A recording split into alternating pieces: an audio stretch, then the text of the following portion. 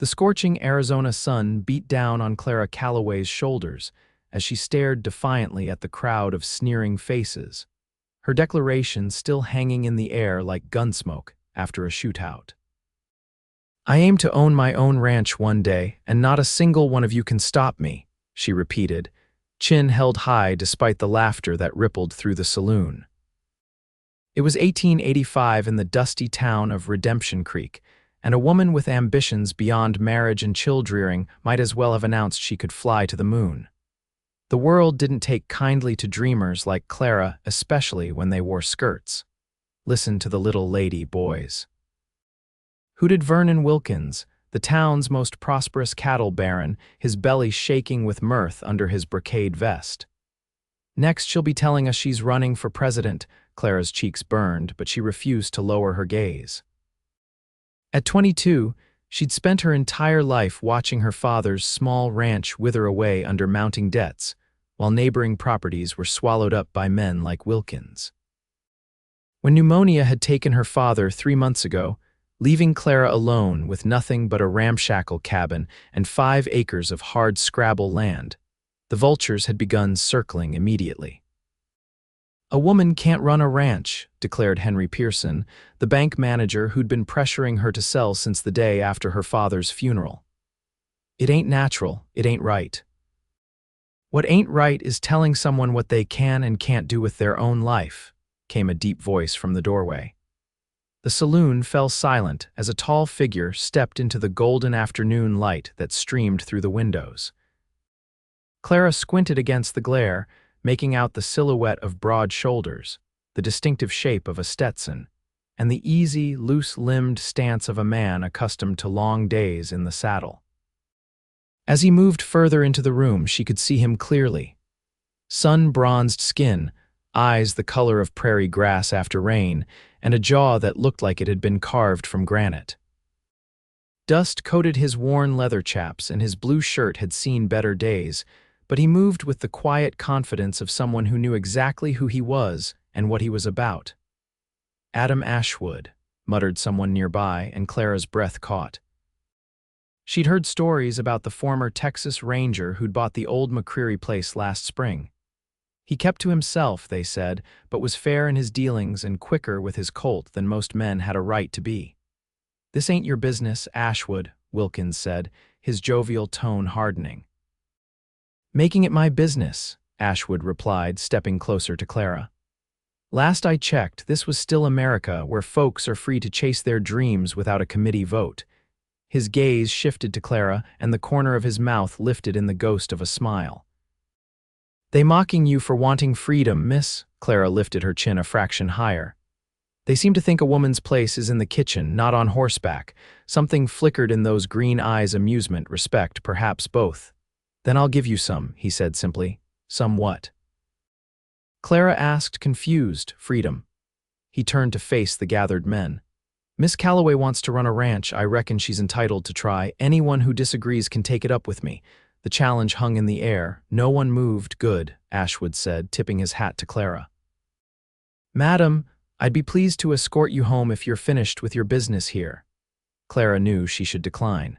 She'd fought her own battles since she was knee-high to a grasshopper, and accepting help now felt dangerously close to proving these men right.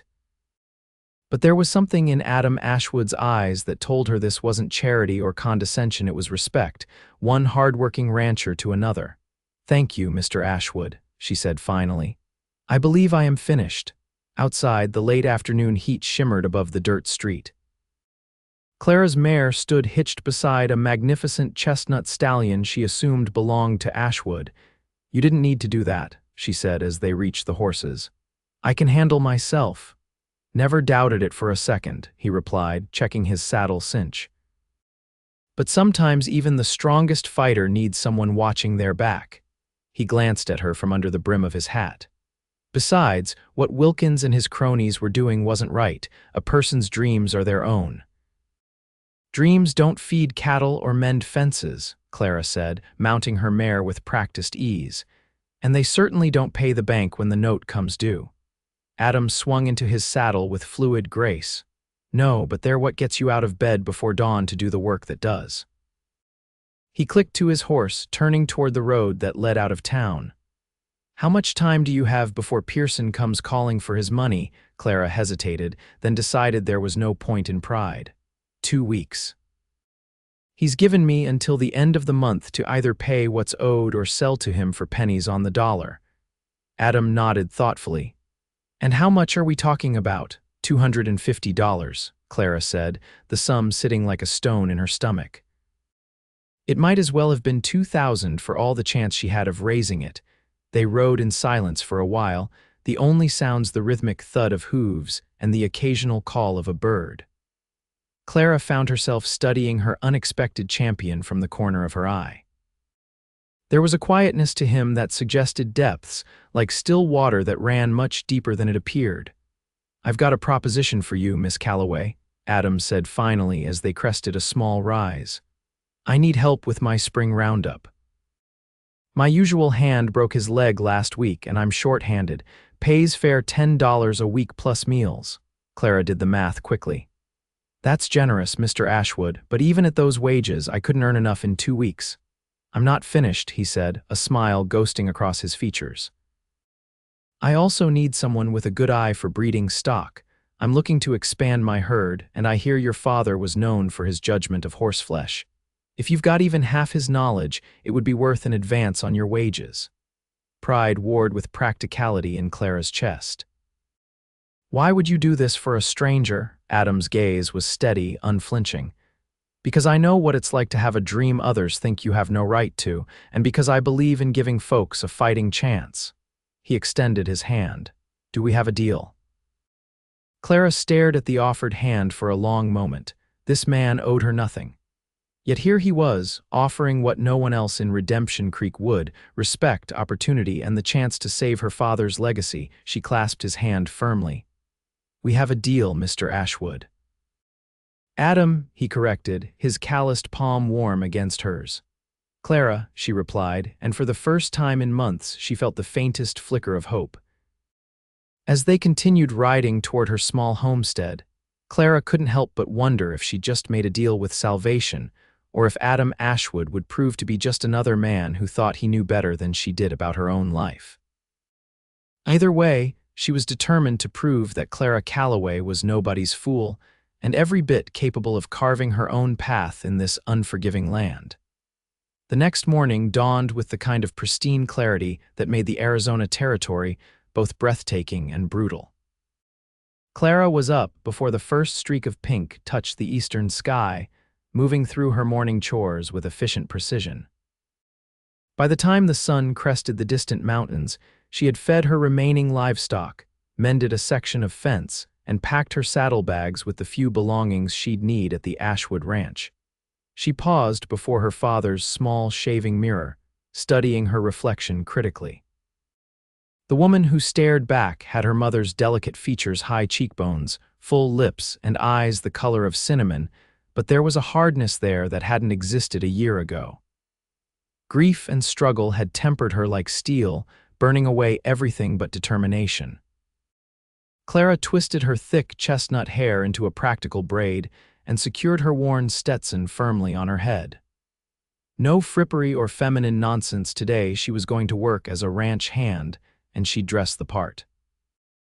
Adam arrived precisely when he said he would, the sun barely a hand's width above the horizon.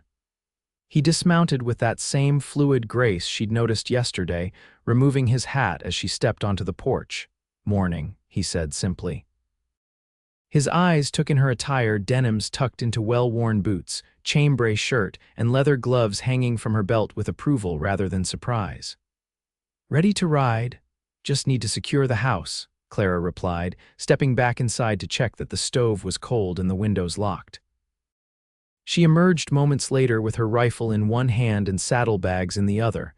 Adam took the bags without comment, securing them behind her saddle while she mounted up. "It's about an hour's ride to my place," he said, swinging back onto his chestnut.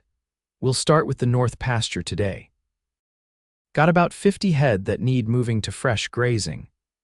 They rode in companionable silence, the landscape gradually shifting from the scrubby foothills around Clara's homestead to more verdant rolling plains.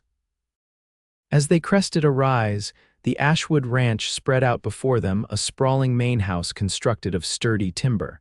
Several outbuildings, a large barn and corrals containing horses in various stages of training. "It's beautiful," Clara said honestly, taking in the well-maintained structures and the obvious care that had gone into the property. A shadow of something pride, perhaps, or memory crossed Adam's face. Took 5 years of backbreaking work to get it this way. Previous owner let everything go to hell.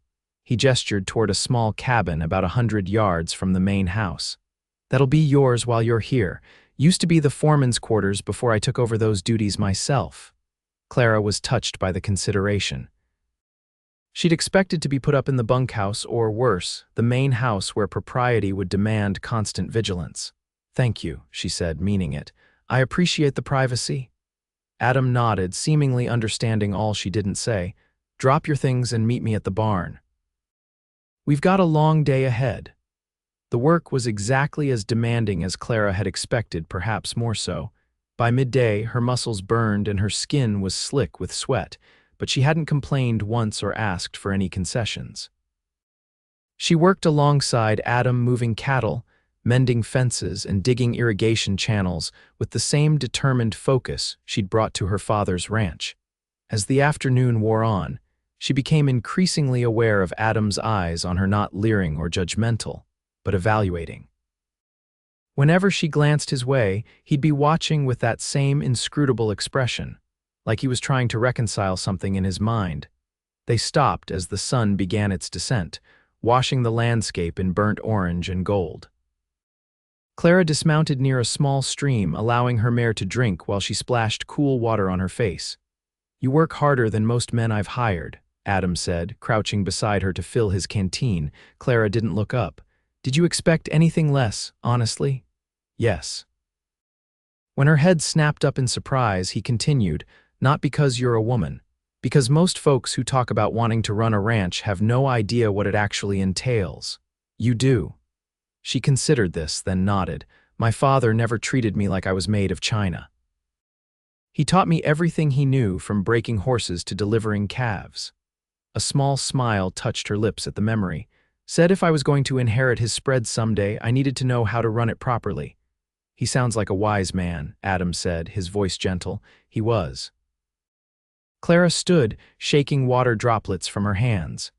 "And I won't let his dream die because some men in town think a woman's only purpose is to look pretty and bear children." Adam rose beside her, suddenly close enough that she could see the flecks of gold in his green eyes. "What about your dream, Clara? Is it the same as your father's?" The question caught her off guard. For so long she'd been fighting to preserve her father's legacy that she'd almost forgotten to consider what she truly wanted for herself. She began, then squared her shoulders. "My dream is freedom, to live by my own rules, answerable to no one but myself and the land I work, to build something that's truly mine." She met his gaze directly. "Is that so unreasonable?" "Not unreasonable at all," he said softly, "just rare and valuable." Something shifted between them in that moment, a recognition, perhaps, or a seed of understanding planted in fertile ground. Clara found herself unable to look away from his face, struck by how the setting sun burnished his features to bronze, and how the lines at the corners of his eyes spoke of laughter as much as hardship. The spell was broken by the distant sound of a dinner bell. "That'll be Mabel," Adam said, stepping back. "She comes in 3 times a week to cook and keep the house from falling to ruin, makes the best biscuits this side of the Mississippi." "You have a housekeeper?" Clara asked, surprised. Adam's mouth quirked. "I can rope a steer and break a wild mustang, but my cooking would kill a man.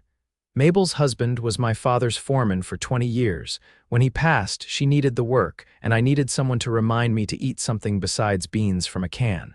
He mounted his horse. "Come on. You've earned a hot meal." Dinner was served in the ranch house's spacious kitchen, a warm, inviting space dominated by a large wooden table and a cast-iron cookstove that radiated welcome heat. Mabel Harris proved to be a no-nonsense woman in her 60s with silver-streaked black hair and quick, intelligent eyes that assessed Clara thoroughly. "So you're the gal who's got all of Redemption Creek clutching their pearls," she said approvingly, setting down a platter of golden brown biscuits. "About time someone stirred up that nest of gossips." Clara couldn't help but laugh. "I didn't set out to cause a scandal. I just want what's rightfully mine." "Ain't that always the way?"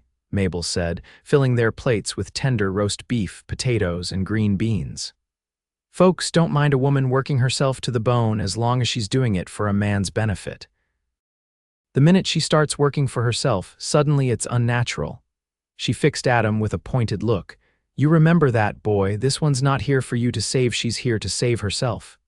"Yes, madam," Adam replied with a hint of amusement. "I'm well aware." Clara felt a rush of gratitude toward this straight-talking woman who seemed to understand exactly what she was fighting for. "Thank you, Mrs. Harris." "Mabel, child, Mrs. Harris was my mother-in-law, God rest her cantankerous soul." She poured coffee into thick mugs. "Now eat.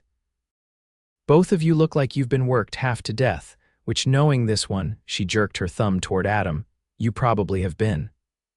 The food was indeed as wonderful as Adam had promised, and Clara found herself relaxing for the first time in months. The kitchen was warm, the company surprisingly easy, and for a few blessed hours, the weight of her precarious situation lifted from her shoulders. As Mabel cleared the plates, insisting Clara stay seated, Adam leaned back in his chair, studying her across the table. "Tomorrow we'll head into the high pasture," he said. "I've got some breeding stock there I'd like your opinion on. If we're going to get you that advance, I need to see what kind of eye you've got." Clara nodded, determinedly ignoring the flutter in her stomach at the prospect of spending another day in his company. "I won't let you down."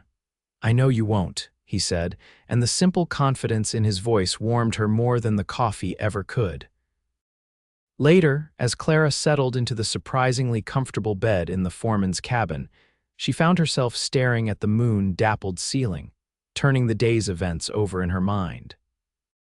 Adam Ashwood was nothing like she'd expected, neither condescending nor flirtatious, neither trying to diminish her capabilities nor exaggerating them to humor her. He simply treated her as an equal, something so rare in her experience that she hardly knew how to respond to it. And if her last thoughts before drifting off to sleep were of green eyes flecked with gold, and the way his smile transformed his solemn face, well, that was nobody's business but her own. The next week passed in a blur of physical labor and growing respect. Clara threw herself into every task Adam assigned, from breaking wild horses to assisting with difficult calvings in the middle of the night. Each day she proved herself not just capable but exceptional, drawing on everything her father had taught her and adding her own innovations when the situation called for it. Adam, for his part, never seemed surprised by her competence, only appreciative of it. He worked alongside her rather than above her, sharing the most grueling tasks equally and seeking her opinion on ranch matters with genuine interest. On the 7th day, as they rode out to check the condition of the southwestern fence line, Clara realized with a start that this was the happiest she'd been since her father's death. Despite the hard work and the looming deadline with the bank, there was something deeply satisfying about being valued for exactly who she was, with no expectations to be anything more or less. "Penny for your thoughts," Adam said, guiding his horse beside hers as they followed the fence through a shallow valley. Clara smiled. "I was just thinking that in some ways this doesn't feel like work at all." "That's how you know you're doing what you're meant to," he replied, his expression thoughtful. "My father used to say that when your work feels like breathing necessary but natural, you've found your purpose." "Your father sounds as wise as mine was," Clara said. "Did he build the ranch?" Adam nodded, his eyes scanning the horizon in a habit she'd come to recognize as automatic vigilance. "Started with 50 acres and 10 head of cattle right after the war. By the time I was born, he'd expanded to nearly 1,000 acres. A shadow crossed his face. "Lost most of it during the drought of '74. He died trying to save what was left." Clara's heart clenched with sympathy. "I'm sorry, that must have been difficult." "I was 19, full of piss and vinegar, convinced I could save it all if I just worked hard enough," Adam said, his voice distant with memory. Ended up losing everything but the home place, had to sell off the rest to pay his debts. But you came back, Clara observed. You rebuilt. Not right away, he admitted. Spent 5 years as a ranger first, trying to outrun the failure. Then one day I realized I was chasing other people's justice while abandoning the one dream that had ever mattered to me. He met her eyes. So I came home, bought back what I could, and started over. Been rebuilding ever since. Clara was struck by the parallel to her own situation, the inheritance, the loss, the determination to reclaim what mattered. People probably told you it was hopeless. A genuine smile transformed his face. Every damn day, still do, some of them. Wilkins offered to buy me out just last month, said a real rancher would know when to fold. And yet here you are, Clara said, admiration coloring her voice. Here we both are, he corrected, fighting for what's ours. They rode in companionable silence for a while, checking the fence posts and making note of sections that needed repair. Clara was acutely aware of Adam's presence beside her, the easy way he sat his horse, the strength in his sun-browned hands as he tested a loose wire, the occasional brush of his leg against hers when their horses drew close. It was dangerous, this growing awareness. Dangerous and foolish and entirely impractical. She had a ranch to save, a future to secure. Romance was a luxury she couldn't afford, especially with a man who had already saved her once and might feel entitled to some say in her affairs as a result. Yet every time he looked at her with those clear green eyes, every time his voice softened when he spoke her name, every time his hand accidentally brushed hers as they worked side by side, Clara felt something inside her shift and realign, like furniture being moved to make room for something new. "Storm's coming," Adam said suddenly, breaking her reverie. He nodded toward the southwestern horizon where dark clouds were gathering against the afternoon sky. "We should head back," Clara assessed the approaching weather with practiced eyes. "Those look mean." "We've got maybe an hour before it hits." "Less," Adam disagreed. "The wind's shifting. Can you feel it?" No sooner had he spoken than a cool gust swept across the valley, bending the tall grass in waves. Clara's mare tossed her head nervously, sensing the change in barometric pressure. "Race you back," she suggested, unable to resist the childish impulse. Adam's eyebrows rose in surprise, then lowered in amused challenge. "You think that little mare can outrun Jupiter?" "I know she can," Clara shot back, gathering her reins. "What's more, I'll give you a 5-second head start." Adam laughed outright, the sound unexpectedly rich and full. "Your funeral, Calloway." Without waiting for a response, he wheeled his chestnut and took off toward the ranch, powerful muscles bunching and extending with each stride. Clara counted to 5, then urged her mare forward with a whoop of excitement. The prairie flashed by in a blur of gold and green, the wind whipping her hat from her head to hang by its stampede string against her back. Her braid came loose, streaming behind her like a banner as her horse stretched into a full gallop. She caught up to Adam near the creek that marked the halfway point to the ranch. He glanced over in surprise as she drew alongside him, his expression shifting from competitive determination to genuine delight at her skill. "Not bad," he shouted over the thunder of hooves.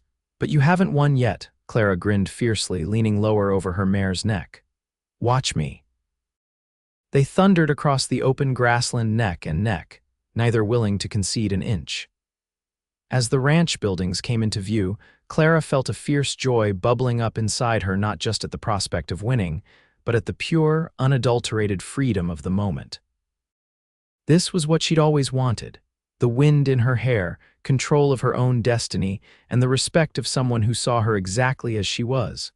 They flashed past the boundary marker Adam had designated as the finish line in perfect unison, pulling their lathered horses to a walk in silent agreement.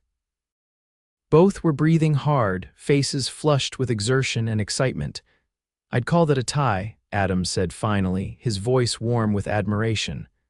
"I'd call it a rematch waiting to happen," Clara countered, unable to stop smiling. The first heavy drops of rain began to fall as they reached the barn, the storm moving in faster than either had anticipated. They worked quickly to unsaddle and rub down their horses, the routine familiar after a week of working together. "You're a natural horsewoman," Adam commented as Clara checked her mare's hooves for stones. "Most riders would have lost control at that speed." "Blackthorn and I have an understanding," Clara replied, patting the mare's sleek neck. "I respect her judgment and she respects my seat." "That's the foundation of all good partnerships," Adam said.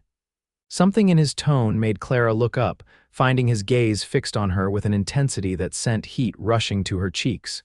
Before she could respond, a tremendous crack of thunder shook the barn, making both horses stamp nervously. Rain began to drum on the roof in earnest, a sudden deluge that turned the yard outside to mud in seconds. "Looks like we're stuck here for a bit," Adam observed, moving to close the barn doors against the driving rain. "These summer storms usually blow through quickly enough."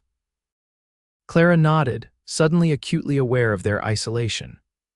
The barn felt smaller somehow, more intimate, the space between them charged with something she wasn't ready to name. To occupy herself, she began organizing the tack that hung along one wall, checking for where that might need mending. Adam busied himself with filling the horses' water buckets, the ordinary task seeming to require his complete concentration. The silence stretched between them, broken only by the rhythmic pounding of rain and the occasional rumble of thunder. Clara found herself stealing glances at Adam's profile as he worked, noting the strong line of his jaw, the slight furrow of concentration between his brows, the careful gentleness of his hands despite their obvious strength. "You're staring," he said without looking up, a smile in his voice. Clara jumped guiltily. She broke off, unable to think of a plausible excuse. "Yes, I was staring, I apologize." Adam straightened, turning to face her fully. "Don't," he said simply. "Don't what?" "Don't apologize." He took a step toward her, then stopped, as if uncertain of his welcome. "Not unless you're sorry for looking." Clara's heart hammered against her ribs. "I'm not sorry," she admitted, the words barely audible over the rain. Something shifted in Adam's expression, relief, perhaps, or resolve. He crossed the remaining distance between them with deliberate steps, stopping close enough that Clara could smell the leather and pine scent of him, could see the individual droplets of rain that clung to his lashes. "Clara," he said, her name almost a question. "Yes," she answered, though he hadn't actually asked anything. His hand rose slowly, giving her every chance to step away to end this moment before it began. When she remained still, he gently tucked a strand of rain-dampened hair behind her ear, his fingers lingering against her cheek.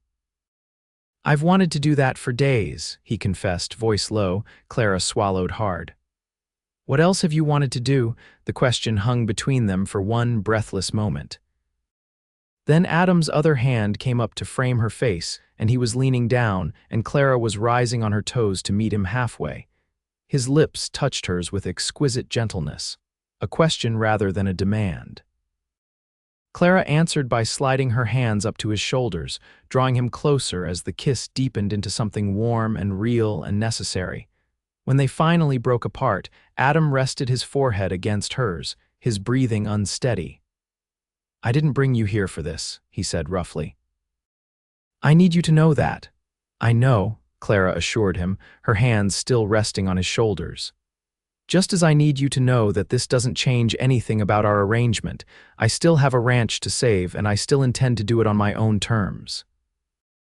Adam drew back slightly to look into her eyes, his expression serious.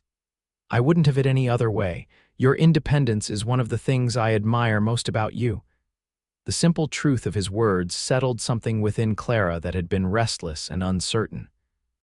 Whatever this was between them, it wasn't about rescue or possession. It was about recognition, two people seeing in each other something rare and valuable, something worth protecting. Outside, the storm raged on, but within the shelter of the barn, Clara Calloway felt the first tentative stirrings of a different kind of freedom, one she hadn't known she was searching for until this moment. The storm eventually passed, but something fundamental had changed between them. In the days that followed, Clara and Adam continued to work side by side, maintaining the professional partnership that had been established. Yet now there were stolen moments, fingers brushing as they passed tools, lingering glances across the corral, quiet conversations by lantern light after Mabel had gone home. Each touch, each shared smile, each private joke added another thread to the connection forming between them. Clara found herself looking forward to these moments with an anticipation that both thrilled and terrified her. She had never allowed herself to be vulnerable with a man before, had never seen the point when her goals required such independence and focus. But Adam wasn't asking her to be less than she was. If anything, his presence in her life made her feel more herself than ever before. On the 10th day, as they rode back from inspecting a section of the north pasture, Adam brought his horse alongside hers. "I've been thinking," he said, his tone carefully neutral, "about your situation with the bank." Clara tensed immediately. This was what she had feared, that eventually he would try to step in to solve her problems for her as if she couldn't manage them herself. "Have you now?" she replied, her voice cool. If Adam noticed her sudden withdrawal, he gave no sign. "Your father's land borders mine to the east. The stream that runs through your property continues onto my range, providing water for that whole section." Clara frowned, unsure where he was going with this. "Yes, I'm aware. I'd like to propose a business arrangement," Adam continued, his eyes fixed on the horizon. "Not charity, Clara, a legitimate transaction between neighboring ranchers." Despite her wariness, Clara felt a flicker of interest. "I'm listening." "I need water rights for that section of my property. Without access to your stream, I'll have to dig wells at considerable expense. I'm prepared to offer you $300 for guaranteed access, with the understanding that you retain full ownership of the land itself." Clara's mind raced. The sum would more than cover her debt to the bank, with enough left over to make some desperately needed improvements to her property. But something didn't add up. "You've managed without those rights for years," she pointed out. "Why the sudden interest?" Adam met her gaze directly. "Because it's a sound business decision.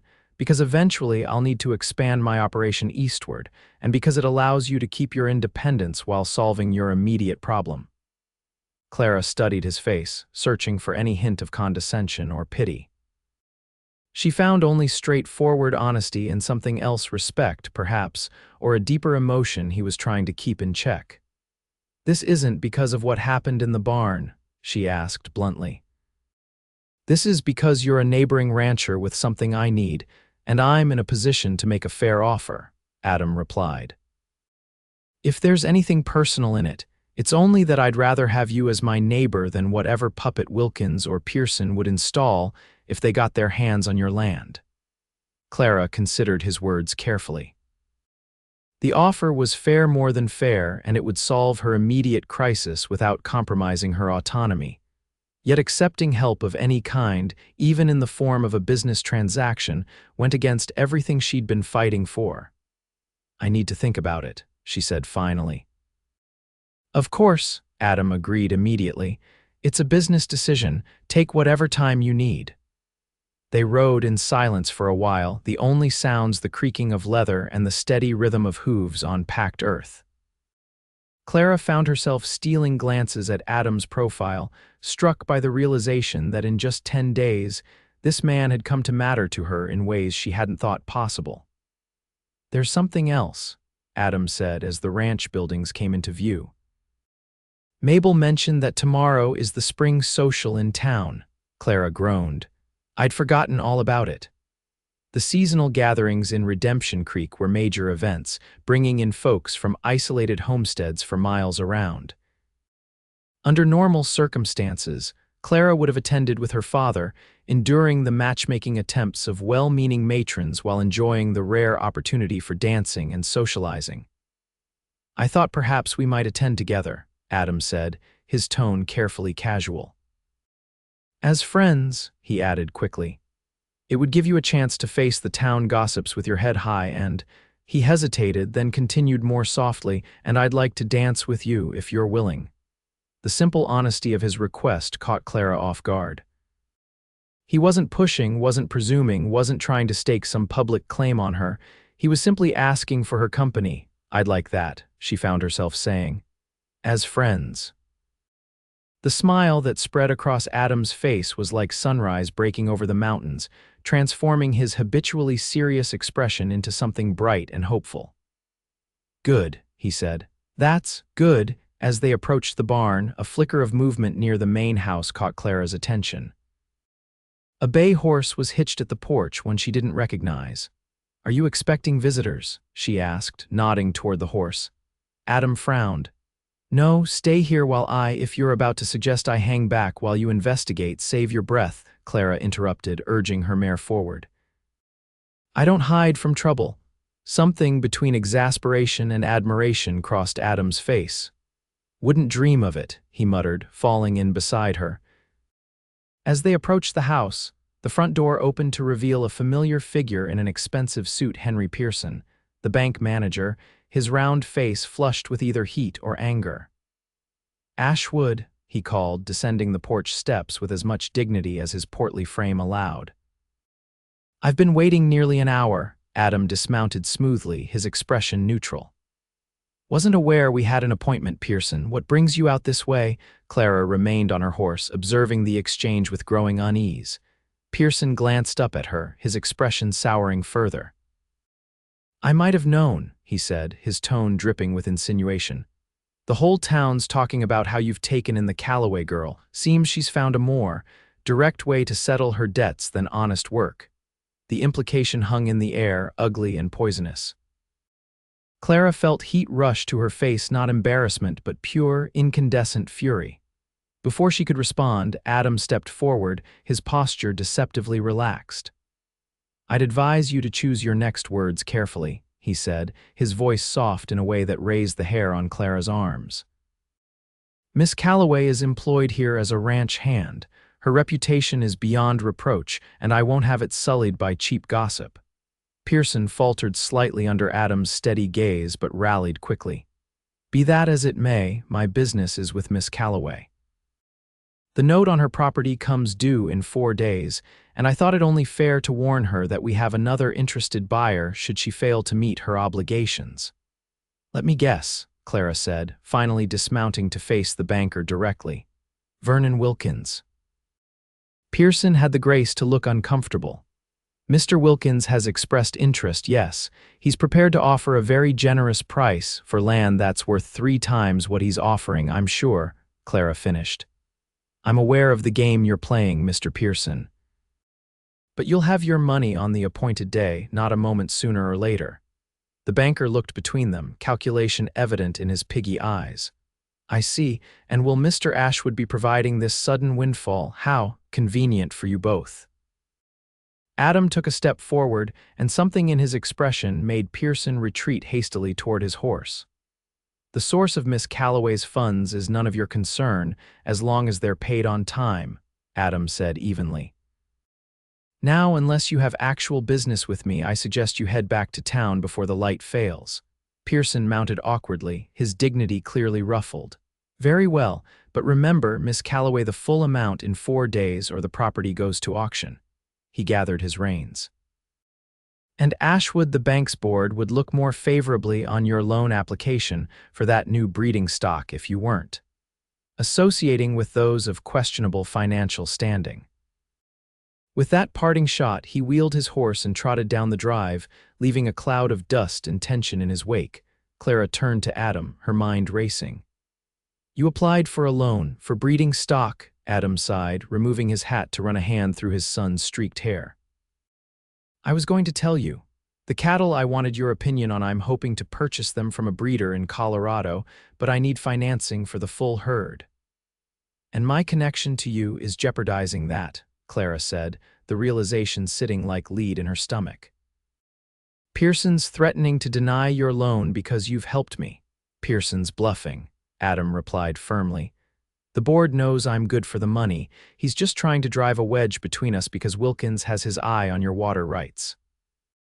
Clara paced a few steps away, her thoughts tumbling over each other. "This is exactly what I was afraid of," she said, more to herself than to Adam.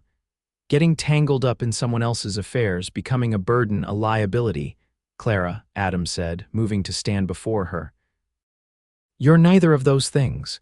You're a capable rancher facing the same challenges we all do in this country, and Pearson's threats change nothing about the offer I made earlier. It stands on its own merits."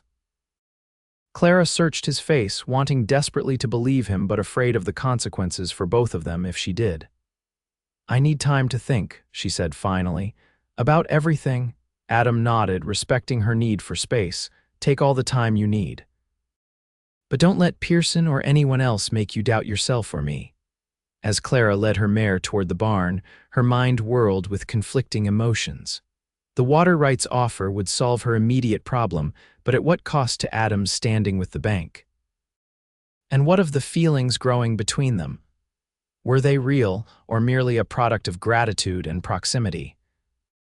One thing was certain: tomorrow's social in town would be more of a battlefield than a celebration, and Clara needed to decide whether she was going into it with Adam at her side or standing alone as she always had before. In the gathering dusk, Clara retreated to the foreman's cabin and sat on the narrow porch, watching as the first stars appeared in the deepening blue of the sky. The day's events had left her restless, torn between pride and practicality, independence and connection. She was still sitting there when a soft footfall alerted her to Adam's approach. He carried 2 steaming mugs, offering one to her without a word. The coffee was hot and strong, laced with just a touch of honey, exactly how she preferred it, though she couldn't remember ever telling him so. "Mabel left early to prepare for tomorrow's social," Adam said, settling onto the porch step beside her. "Said something about needing extra time to make herself presentable, though I can't imagine how she could improve on perfection." The comment startled a laugh from Clara, easing some of the tension between them. "She'll appreciate the sentiment, even if she'd box your ears for the flummery." They sat in companionable silence for a while, sipping their coffee and watching the stars emerge in greater numbers. "My father used to say that the stars are guideposts," Clara said eventually. "That when you're lost, you just need to look up to find your way home." Adam's profile was thoughtful in the gathering darkness. "Do you feel lost, Clara?" The question hung between them, weighted with meanings beyond the simple words. Clara considered it carefully before answering. Not lost exactly, more like standing at a crossroads without a map. She traced the rim of her mug with one finger. "All my life, I've known exactly what I wanted: to run my father's ranch, to build something that was mine by right and by effort.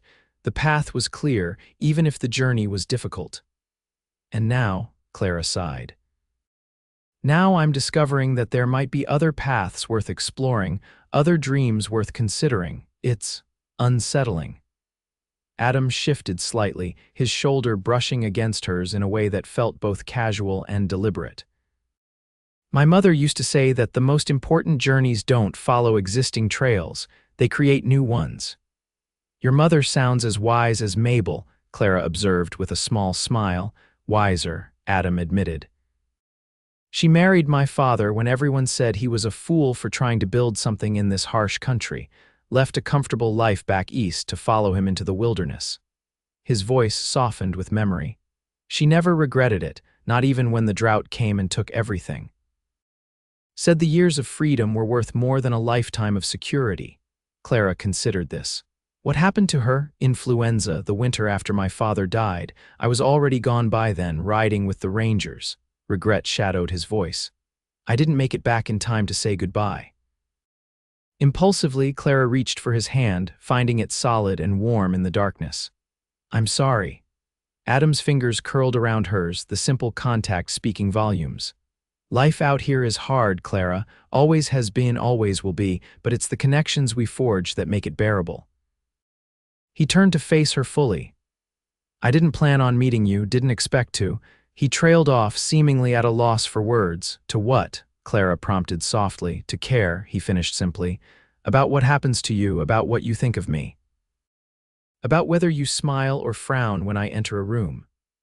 His thumb traced a gentle pattern on the back of her hand. "I've been alone a long time, got used to it. Then you walked into that saloon with your chin up and fire in your eyes, and suddenly being alone doesn't feel like enough anymore." The raw honesty of his words stole Clara's breath. This was no practiced seduction, no attempt to weaken her resolve. This was a man laying his heart bare, asking for nothing but offering everything. "I'm afraid," she admitted, her voice barely audible. "Not a view of what might happen if I let myself need someone again.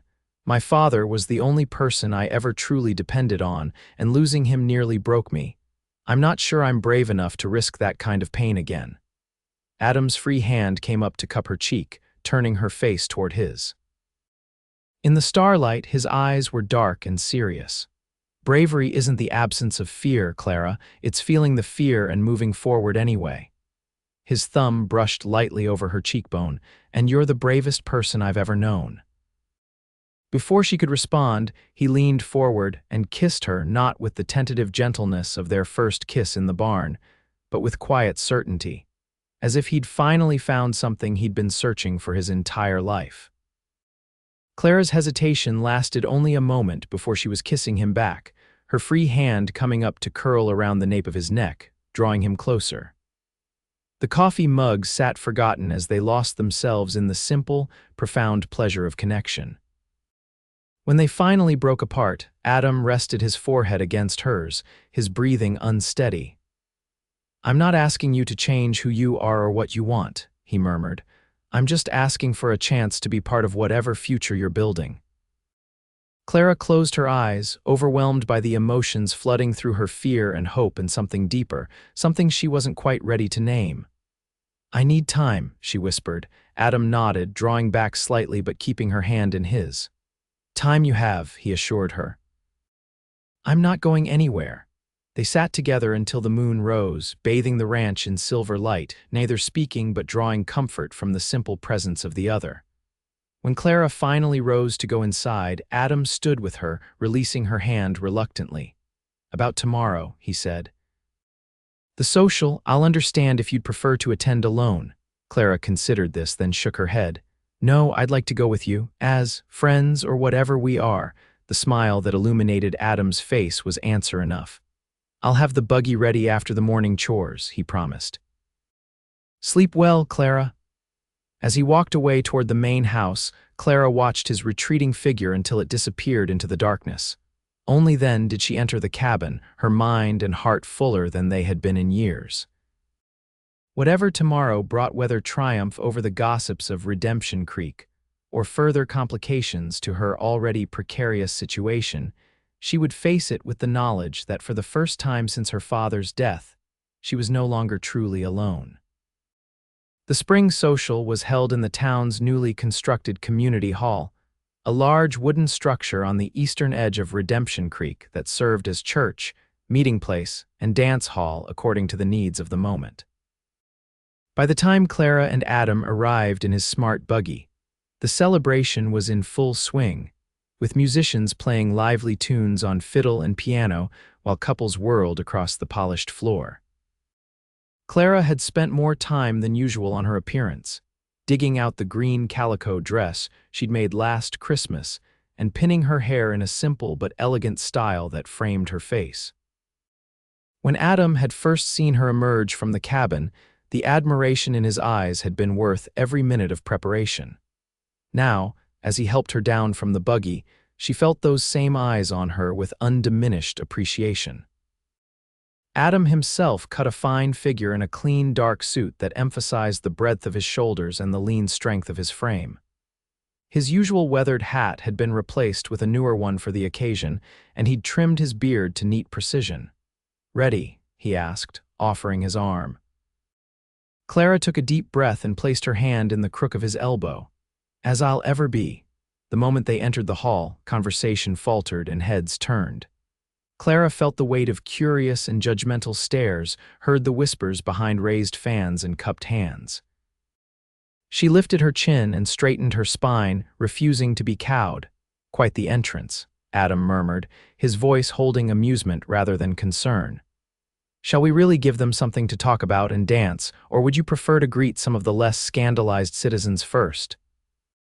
Clara couldn't help but smile at his easy handling of the situation. "Dance, definitely. Let them all see that their disapproval means nothing to us." Adam led her onto the floor just as the musicians struck up a lively reel. The dance required changing partners frequently, which meant Clara found herself passed from one surprised gentleman to another, each clearly unsure how to treat the woman who had defied convention so thoroughly.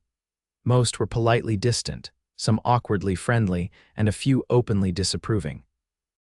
Clara met each reaction with the same dignified composure, neither apologizing for her presence nor demanding acceptance. When the music finally brought her back to Adam, his hand at her waist felt like coming home. "You're magnificent," he said as they twirled among the other couples. "Every eye in the room is on you, and half the men are wishing they had the courage to court you properly." Clara laughed, the sound bright and genuine. "Half the men in this room still think a woman's place is in the kitchen, and the other half are terrified their wives might get ideas if they show me too much approval." "Their loss," Adam replied simply. His hand tightened slightly at her waist, drawing her a fraction closer than strict propriety allowed. "And my considerable gain." The dance ended, and Clara found herself being approached by Mabel, resplendent in a burgundy dress that must have been the height of fashion 2 decades ago. "You're causing quite the stir, child," the older woman said approvingly. "Mrs. Wilkins looks fit to burst, and Pearson's wife has been fanning herself so vigorously I'm afraid she'll take flight." Clara glanced toward the refreshment table where the banker's wife stood in a cluster of the town's most prominent matrons, all of whom were making a poor show of not staring in her direction. "Let them talk," Clara said with more confidence than she felt. "I've done nothing to be ashamed of." "That's the spirit," Mabel agreed. She turned to Adam. "Now be a good boy and fetch us some punch while I steal your lady for a moment. There's someone she should meet." Adam raised an eyebrow at being dismissed so summarily, but complied with good grace, heading toward the refreshment table with an easy stride that parted the crowd like water. Mabel took Clara's arm and steered her toward a corner of the hall where a distinguished-looking gentleman in his 60s stood observing the proceedings with keen eyes. "Judge Harmon," Mabel said by way of greeting. "May I present Miss Clara Calloway?" "Clara, this is Judge William Harmon, newly appointed to the Territorial Circuit Court and an old friend of my late husband's." The judge inclined his head respectfully. "Miss Calloway, I've heard a great deal about you." Clara tensed, preparing for yet another disapproving lecture, but the judge's next words surprised her. "Your father was a man of uncommon integrity. We served together briefly during the war, he as a scout, I as a young lieutenant too green to know which end of a compass to hold.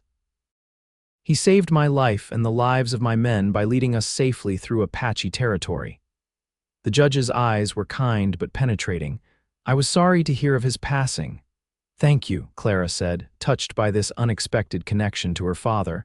"He spoke rarely of his war service." "Modest to a fault," the judge agreed, "which makes me all the more certain he would be proud of how you fought to preserve his legacy." He glanced toward where Adam stood by the punch bowl, engaged in what appeared to be a tense conversation with Pearson, "though I understand you face some resistance from certain quarters." Clara exchanged a glance with Mabel, who nodded encouragingly. "The bank holds a note on my property that comes due in 3 days," she explained. "There are those in town who would prefer to see it fall into other hands." The judge nodded thoughtfully. "Banks can be inflexible creatures, particularly when influenced by powerful interests." His gaze shifted to Vernon Wilkins, who was holding court near the band platform. "I've been hearing some concerning rumors about certain business practices in this county preferential treatment, artificial depression of land values, that sort of thing. Most troubling." Clara's mind raced with the implications of his words. "Judge Harmon, are you suggesting—" "I'm suggesting nothing, my dear," he interrupted smoothly. "Merely making conversation with the daughter of an old friend." He reached into his jacket pocket and withdrew a small calling card. "However, should you wish to discuss these matters further, I'm staying at Mrs. Landry's boarding house through the end of the week. My door is always open to those seeking justice." With that enigmatic statement, he bowed slightly and moved away to greet other guests, leaving Clara staring after him in confusion. "What just happened?" she asked Mabel. The older woman's eyes twinkled. I believe you've just been offered a potential ally child. The judge has been investigating banking irregularities throughout the territory for months. Seems our Mr. Pearson and his friends may not be as upstanding as they appear. Before Clara could digest this information, Adam returned with 3 cups of punch, his expression troubled. "Pearson's in rare form tonight," he said, handing them their drinks. "Practically accused me of harboring a fugitive when I suggested he might want to reconsider his position on your loan." Clara sipped her punch, her mind still on the judge's words. "Perhaps Mr. Pearson should be more concerned about his own position," she murmured. Adam raised an eyebrow inquiringly, but before Clara could explain, the music started again, a waltz this time, slow and stately. "May I have this dance?" Adam asked, setting aside his empty cup and extending his hand. Clara placed her hand in his without hesitation. "You may." As they moved onto the floor, Adam drew her closer than before, their bodies separated by mere inches as they began to move in perfect synchronicity to the lilting melody. "You're full of surprises tonight," he observed, guiding her through a graceful turn. "First that dress, which has rendered half the men here speechless, and now this mysterious conversation with Judge Harmon that has you looking like a cat who's found the cream." Clara smiled up at him, enjoying the warmth of his hand at her waist and the easy way they moved together. "The judge knew my father, and it seems he may also know something about Mr. Pearson's business dealings that could prove interesting." Understanding dawned in Adam's eyes. "Interesting indeed." They danced in comfortable silence for a few moments, each lost in their own thoughts. Clara was acutely aware of the stares they were attracting, but found that she cared less and less with each passing minute. There was something liberating about being here with Adam, about acknowledging publicly that there was something between them worth nurturing. "I've been thinking about your offer," she said finally, her voice low enough that only he could hear. Adam's hand tightened slightly at her waist, but his expression remained carefully neutral. And I've decided to accept it," Clara said. "The water rights deal, it's fair, it solves my immediate problem, and it makes good business sense for both of us." Relief and pleasure washed across Adam's face. "I'm glad," he said simply. "We can draw up the paperwork tomorrow." "But," Clara continued, her gaze steady on his, "I want to be very clear about something. This is a business arrangement. It doesn't obligate either of us to anything else." Adam's eyes searched hers, understanding the deeper question she was asking. "Clara, the only thing I expect from you is honesty. Whatever is happening between us," his voice softened, "and I believe something is definitely happening, it stands separate from any business dealings. I respect you too much to confuse the two." The sincerity in his voice settled something in Clara's chest that had been fluttering with uncertainty. "Good," she said, "because I think I'd like to see where this might lead, between us." The smile that transformed Adam's face was like watching the sun break through clouds after days of rain, sudden, brilliant, and filled with promise. "I'd like that too," he said, his voice rough with emotion. "Very much." The music swelled around them, and Clara found herself drawn closer to him, their bodies moving as one across the polished floor. For this perfect moment, the whispers and stares and looming challenges receded into insignificance. There was only the music, the warmth of Adam's embrace, and the growing certainty that whatever the future held, she would no longer face it alone. As the evening wore on, Clara found herself enjoying the social far more than she had anticipated. After their waltz, Adam had introduced her to several of his business associates, ranchers and merchants from neighboring communities who treated her with respectful interest rather than condescension. She was deep in conversation with a horse breeder from Junction City when a commotion near the refreshment table caught her attention. Vernon Wilkins, his face flushed with what appeared to be a combination of alcohol and anger, was gesturing emphatically while addressing Pearson and several other men. "Won't stand for it," Wilkins was saying, his voice carrying despite the music. "First he undercuts my offer on the McCreary place, and now he's meddling in the Calloway matter. It's interference, pure and simple." Clara excused herself from the breeder and moved closer, a sense of foreboding growing in her chest. Adam, who had been speaking with Judge Harmon across the room, seemed to notice the disturbance at the same moment and began making his way through the crowd toward her. "Now, Vernon," Pearson was saying, his tone placating, "there's no need to create a scene. The bank will handle everything according to procedure, procedure be damned." Wilkins sputtered, slamming his empty glass down on the table hard enough to make the punch bowl tremble. "We had an arrangement. The water rights to that eastern section were supposed to be mine." Clara froze, the implications of his words sinking in. So it wasn't just her small ranch Wilkins was after, it was the water that flowed through it, water that would give him control over every acre downstream, including much of Adam's grazing land. Before she could process this revelation fully, Wilkins spotted her standing nearby and lurched in her direction. "There she is," he said, his voice slurring slightly, "the stubborn Calloway girl who thinks she can play with the big boys."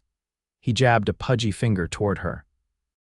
"Your daddy knew his place in the order of things, knew when to step aside for progress, but you," his face twisted into something ugly, "you're nothing but trouble in a pretty package.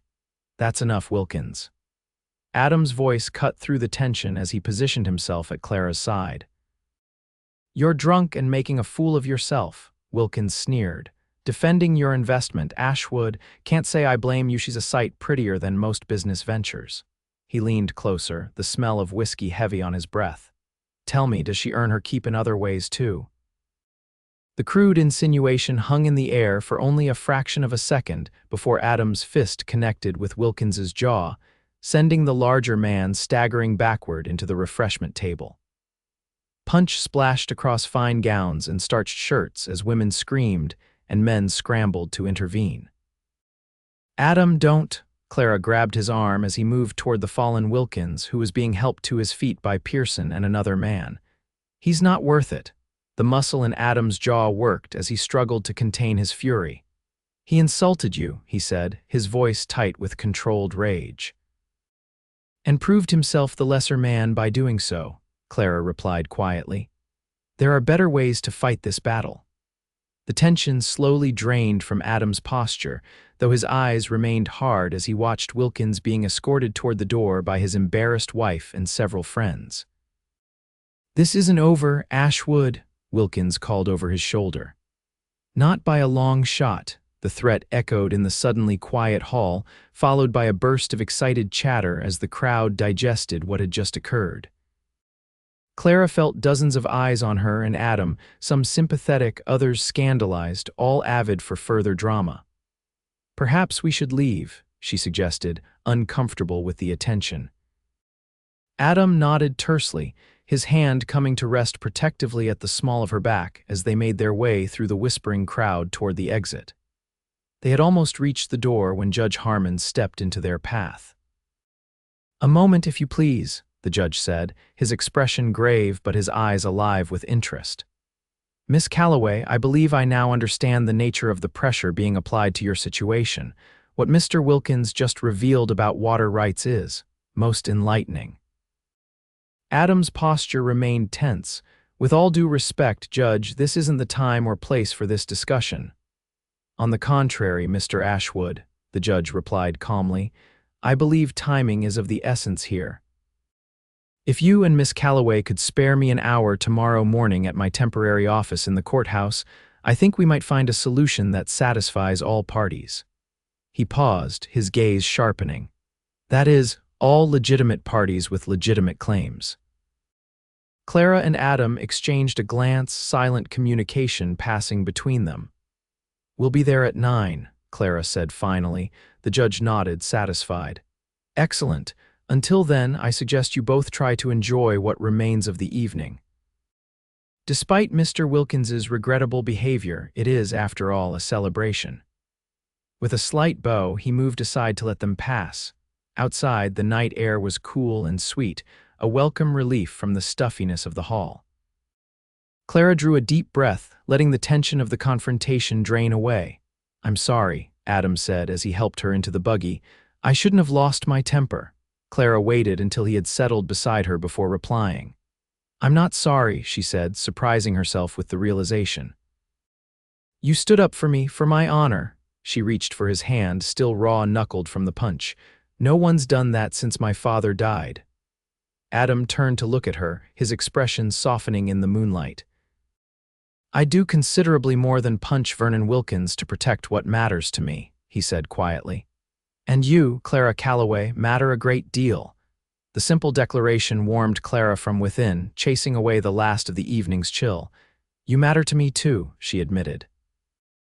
More than I expected, more than I was prepared for.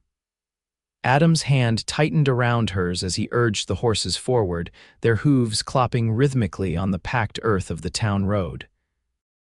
Above them, stars blanketed the vast Arizona sky, bearing witness to a truth neither had fully articulated, but both were beginning to accept that some journeys, once begun, changed the traveler in ways that could never be undone.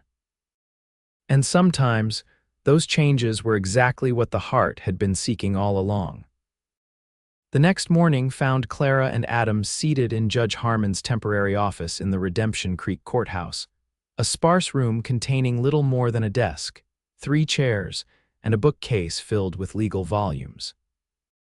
The judge himself sat behind the desk, reviewing a sheaf of documents with a thoughtful expression.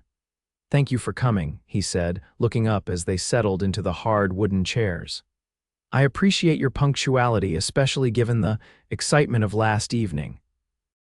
Clara smoothed her skirt, conscious of having chosen her most businesslike attire for this meeting, a navy blue dress with minimal trim, and her hair pinned in a no-nonsense style. Beside her, Adam was equally formal in a clean suit, though the set of his jaw betrayed lingering tension from the previous night's confrontation. "You mentioned a solution to our situation," Clara prompted when the judge remained silently perusing his papers. "Indeed." Judge Harmon removed his spectacles and fixed them with a penetrating gaze. "But first, I need to understand the full parameters of the problem. Miss Calloway, you hold title to approximately 200 acres of land bordering Mr. Ashwood's property to the east. Is that correct?" Clara nodded. "Yes, though much of it is undeveloped. My father focused his efforts on the homestead and the 10 acres surrounding it. And the note held by First Territorial Bank of Redemption Creek is for how much, precisely? $250 due in 3 days. The judge made a note. "Mr. Ashwood, you recently offered to purchase water rights from Miss Calloway for $300, with the understanding that she would retain full ownership of the land itself."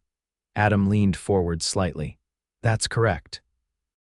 The stream that runs through Clara's property is the only reliable water source for my eastern pastures.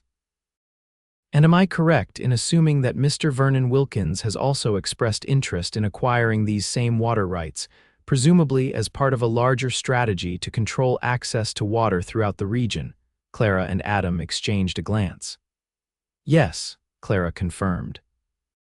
"Though until last night, I wasn't aware that the water rights were his primary interest rather than the land itself." Judge Harmon nodded, as if this confirmed something he had already suspected. "Miss Calloway, Mr. Ashwood, what I am about to tell you must remain confidential for the moment." He leaned back in his chair. "For the past 6 months, I have been conducting an investigation into certain banking practices throughout the territory, specifically focusing on collusion between bank officials and large landholders to manipulate property values and foreclosures." He selected a document from the pile before him. "The First Territorial Bank of Redemption Creek has shown a suspicious pattern of foreclosing on small ranches along waterways, only to resell those properties at significantly reduced prices to a small circle of preferred buyers, chief among them, Vernon Wilkins." Clara felt a cold anger settle in her chest. So Pearson was never going to give me a fair chance to redeem my father's note. "I believe that was the plan, yes," the judge agreed. "The timing of your father's death and the calling in of his loan was convenient for certain interests. Had Mr. Ashwood not intervened, you would have faced foreclosure within days, and Mr. Wilkins would have acquired your property and its valuable water rights for a fraction of its worth."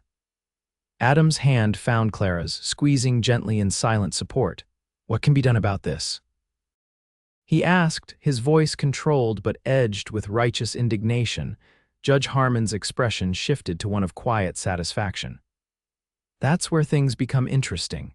You see, while reviewing the loan documents filed with the Territorial Recorder's Office, I discovered certain irregularities in the paperwork related to your father's note, Miss Calloway." He pushed a document across the desk toward her. "This is a copy of the original loan agreement your father signed 5 years ago. You'll note the terms clearly state that in the event of his death, his heirs would have 6 months to satisfy the outstanding balance before any foreclosure proceedings could begin." Clara stared at the document in disbelief. 6 months, but Pearson said I had only 30 days. "A deliberate misrepresentation," the judge confirmed. "One that, I believe, constitutes fraud under territorial law." Adam leaned forward to examine the document. "So Clara actually has nearly 5 more months to arrange payment," Judge Harmon finished. "Furthermore, given the evidence of collusion and price manipulation I've gathered, I believe the bank would be extremely reluctant to contest this if brought to their attention." His eyes gleamed with the satisfaction of a man who had spent his life in pursuit of justice. Particularly if that contestation came with the threat of a more extensive investigation into their business practices. Clara felt as though a great weight had been lifted from her shoulders. 5 months would give her time to not only save her father's ranch, but perhaps even begin to make it profitable again. "Judge Harmon, I don't know how to thank you," she began. The older man held up a hand. "No thanks necessary, my dear. Your father saved my life once. Consider this a long overdue repayment of that debt." He gathered the papers into a neat stack. "Now, I suggest the following course of action. Mr. Ashwood proceeds with his offer to purchase water rights, providing you with immediate capital for improvements. Meanwhile, I will personally deliver a letter to Mr. Pearson this afternoon, informing him of the oversight in his interpretation of the loan terms." Adam's expression was one of grudging admiration. "You've thought of everything, Judge."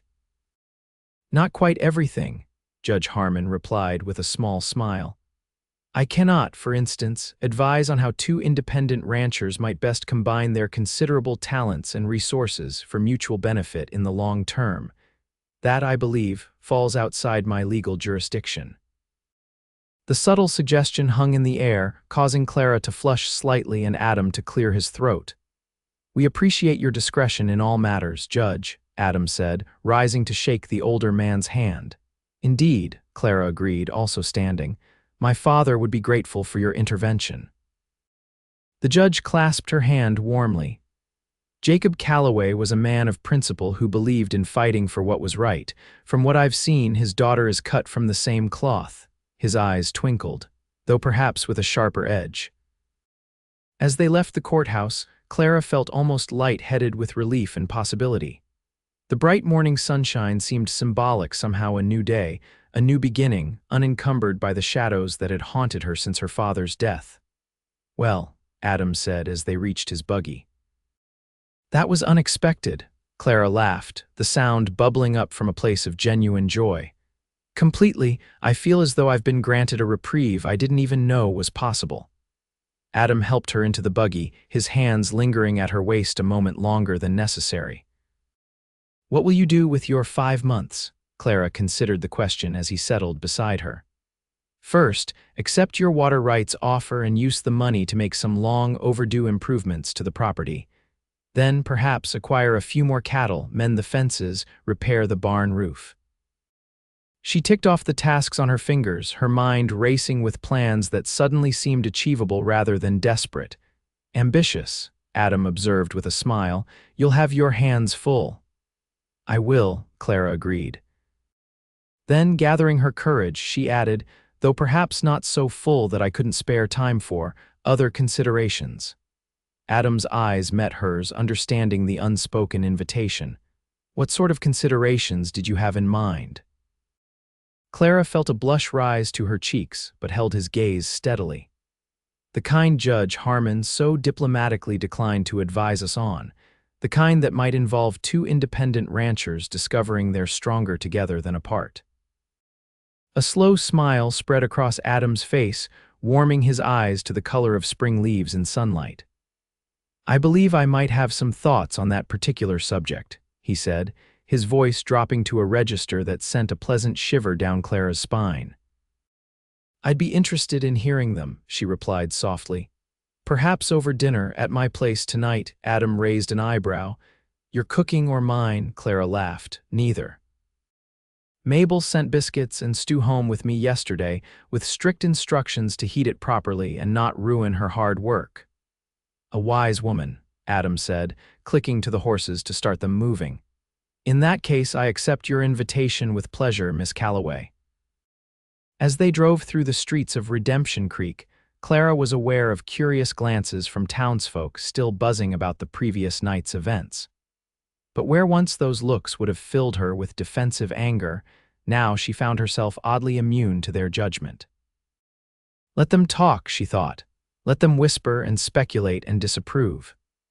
Their opinions mattered far less than the truth she was beginning to embrace, that freedom came in many forms, and sometimes the bravest choice wasn't standing alone, but allowing someone worthy to stand beside you. And Adam Ashwood, with his quiet strength and unwavering respect, had proven himself worthy indeed. Dinner that evening was a simple affair, but to Clara, it felt momentous. She had spent the afternoon cleaning her small cabin until it gleamed, setting her mother's old china on the scrubbed wooden table, and arranging wildflowers in a blue glass jar as a centerpiece. The domesticity of these actions might once have seemed at odds with her fierce independence, but now they felt like an expression of choice rather than obligation. She was just removing Mabel's stew from the warming oven when a knock sounded at the door. Clara smoothed her hair, straightened her dress, and took a deep breath before opening the door to find Adam standing on her porch, hat in hand and a bottle of wine tucked under one arm. "Evening," he said, his eyes taking in her appearance with obvious appreciation. She had chosen her best dress for the occasion, a soft blue calico that brought out the warmth in her eyes. "You look beautiful." Clara felt a blush rise to her cheeks. "Thank you, you clean up rather well yourself." It was true Adam had exchanged his usual working clothes for a clean white shirt and dark trousers, his hair still damp from washing and his beard neatly trimmed. He handed her the wine as he stepped inside. "From my father's collection," he explained. "Been saving it for a special occasion." "And this qualifies?" Clara asked, pleased but curious. Adam's gaze was steady. "First dinner invitation from the woman who's been occupying most of my thoughts lately. I'd say that's special indeed." The simple honesty of his response warmed Clara from within. "Well then," she said, leading him to the table, "we'd better do it justice." The meal passed in pleasant conversation, both of them carefully avoiding the weightier topics that hung between them in favor of sharing stories of their childhoods, discussing plans for their respective properties, and discovering the multitude of small commonalities that had shaped them: a love of early mornings, a preference for mountain vistas over plains, a shared fondness for penny dreadfuls that neither would admit to in polite company. As they finished the last of the wine, Clara found herself studying Adam's hands, capable, calloused, strong yet gentle when they needed to be.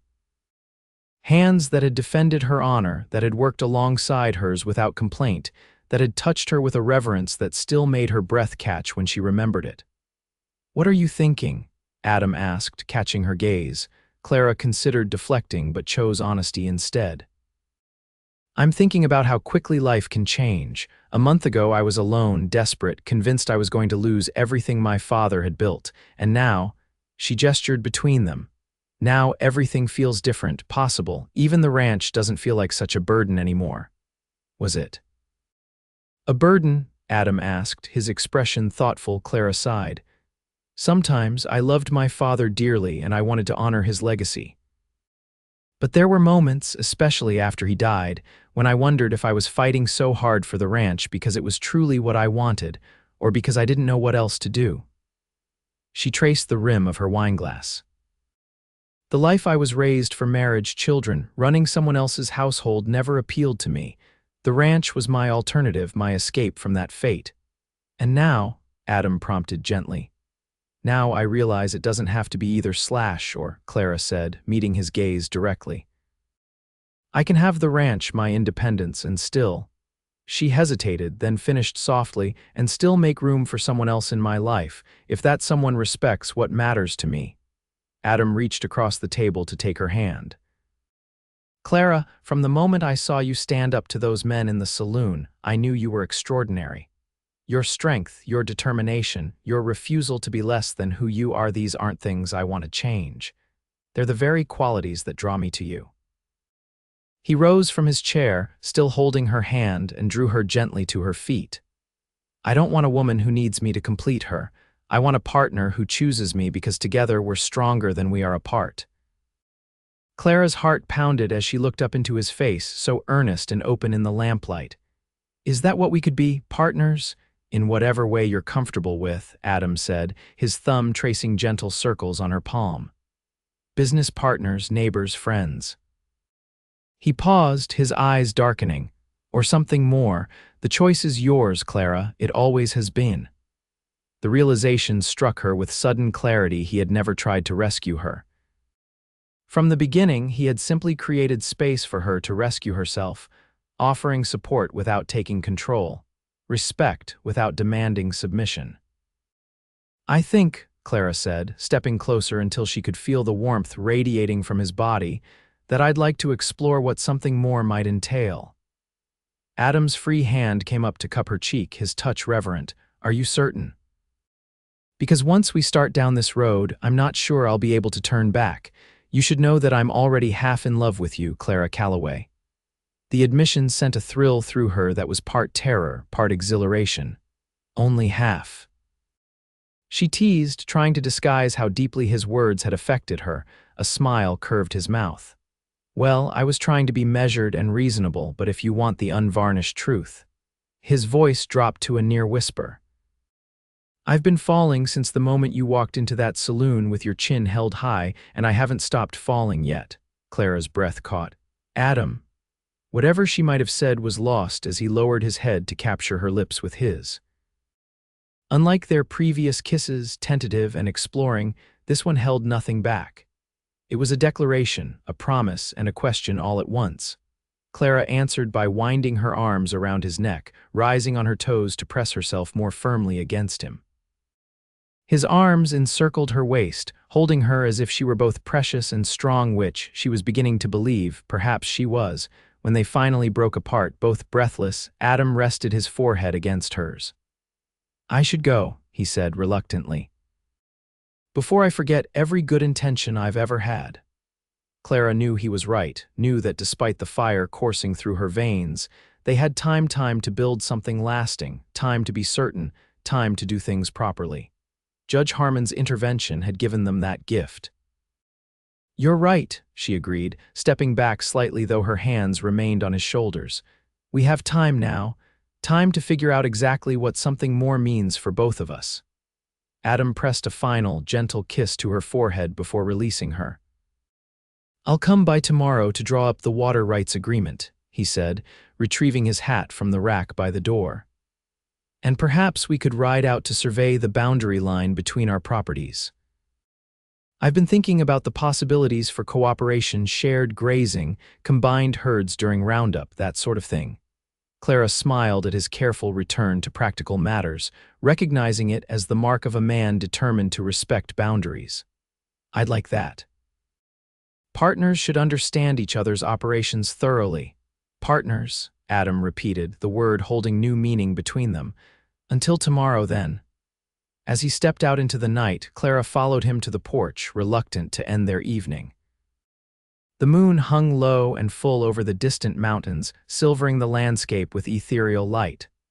Adam, she called as he reached his horse.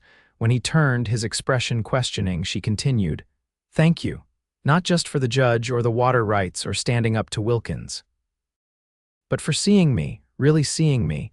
Even in the moonlight, she could see the emotion that crossed his face. Clara Calloway, you are impossible not to see. You shine brighter than anyone I've ever known. He mounted his horse with fluid grace. Sleep well. As she watched him ride away, Clara wrapped her arms around herself, holding close the warmth of his words and touch.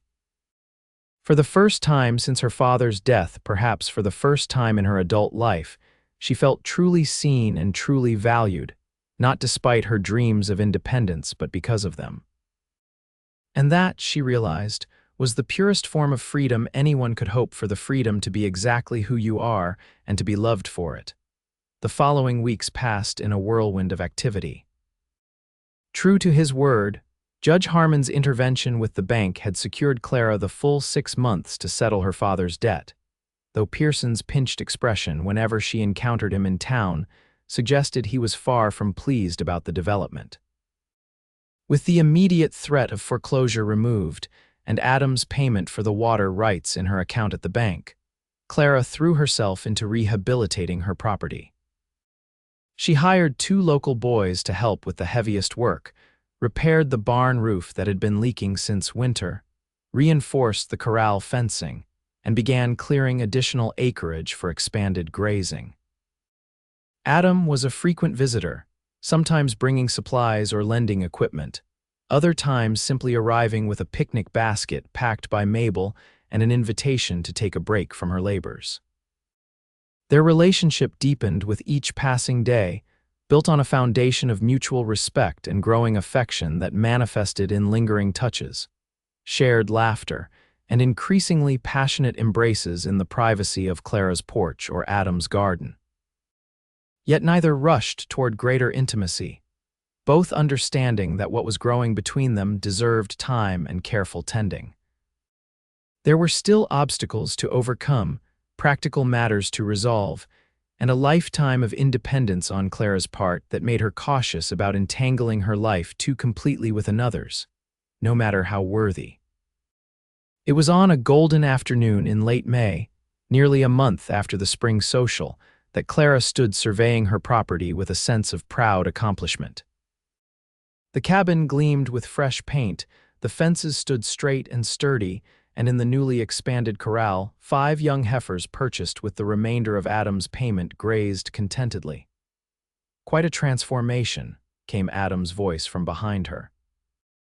Clara turned to find him leaning against the porch railing, hat tipped back, watching her with that look of quiet admiration that never failed to warm her from within. "It's getting there," she agreed, walking to join him.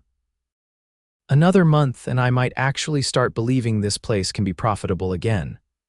Adam's arm slipped around her waist as she reached him, a gesture that had become comfortably familiar. "Never doubted it for a second. You're the most capable rancher I know, male or female." Clara leaned into his embrace, allowing herself the simple pleasure of connection. High praise coming from a man who turned a failing property into one of the most prosperous spreads in the county.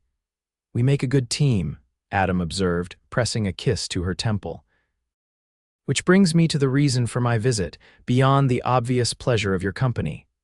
Something in his tone made Clara look up, catching the hint of nervousness behind his usual confidence. "Oh," Adam reached into his pocket and withdrew a folded document. "I've been giving some thought to our situation, the practical side of it, I mean." Clara accepted the document with curious fingers. "What is this?" "A proposal," Adam said, "of a sort." Unfolding the paper, Clara found herself looking at a detailed map of both their properties, with careful annotations in Adam's precise handwriting. A dotted line had been drawn connecting the main road to both ranches, with calculations of distance and required materials noted alongside. "A connecting road?" she asked, studying the drawing. Adam nodded, a hint of color rising to his tanned cheeks. "For easier access between the properties, and there's more." He pointed to another section of the map where he had sketched, in addition to her cabin, a larger kitchen, an expanded porch, a second bedroom. Improvements to make it more comfortable and functional. Clara's heart began to pound as she realized what he was suggesting. "Adam." "I'm not proposing we combine our ranches," he said quickly, correctly reading her hesitation. "Each would remain separate under independent ownership, but the road would allow for easier cooperation, shared resources, mutual assistance." "And the cabin improvements?" Clara asked, her voice barely above a whisper. Adam took a deep breath. "Would make it more suitable for visitors, frequent ones." His eyes met hers, steady and sincere, or for a second occupant should you ever decide you might want one. Clara stared at the plans, emotion welling in her chest. This wasn't a traditional proposal. There was no ring, no promise of marriage, no expectation that she would give up her name or her independence. Instead, Adam was offering a third path, one that honored both their separate identities and their growing connection. "You've put a lot of thought into this," she said finally, looking up to find him watching her anxiously. "I have," he admitted. "Clara, I love you. I think I've loved you since that first day in the saloon when you stood up to the entire town with nothing but courage and conviction. And I want to build a life with you, however that looks." The simple declaration, spoken without artifice or calculation, struck Clara with the force of revelation. This man, this remarkable, patient, respectful man, loved her exactly as she was. He didn't want to change her or confine her or diminish her in any way. He simply wanted to walk beside her, separate but connected, independent but united. "The road goes both ways," she observed, her finger tracing the line on the map. "From your ranch to mine and mine to yours." Adam nodded. "That's the idea." Clara considered the plans for a moment longer, then set the paper aside and stepped closer to him. "I have a counteroffer." Wariness flickered in Adam's eyes. "I'm listening." "The road is a good start," Clara said, her hands coming to rest on his chest.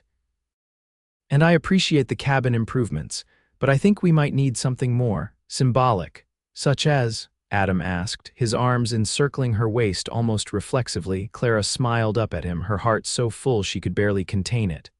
"A wedding." "A small one, mind you, just close friends," Mabel, Judge Harmon. "Followed by a formal recording of both properties as separately owned but jointly operated under a legal partnership." Adam's expression shifted from wariness to dawning hope. "Clara Calloway, are you proposing to me?" "I believe I am," she confirmed, rising on her toes to press a kiss to the corner of his mouth. "With the understanding that I remain Clara Calloway, rancher and property owner, who happens to also be Mrs. Adam Ashwood in matters of the heart." Joy transformed Adam's face as he lifted her off her feet in a spontaneous embrace. "Yes," he said, laughing as he spun her in a circle. "Yes to all of it, the names, the properties, the partnership, whatever terms you want." As he set her back on her feet, Clara framed his face with her hands, suddenly serious. "I love you, Adam. I didn't expect to, didn't plan to, certainly didn't think I had room in my life for it, but here we are." "Here we are," he agreed softly. "A cowboy and a woman who wouldn't settle for less than freedom." "They mocked me for wanting freedom," Clara reminded him, recalling their first meeting.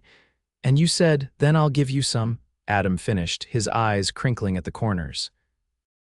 "Little did I know you'd end up giving me just as much in return."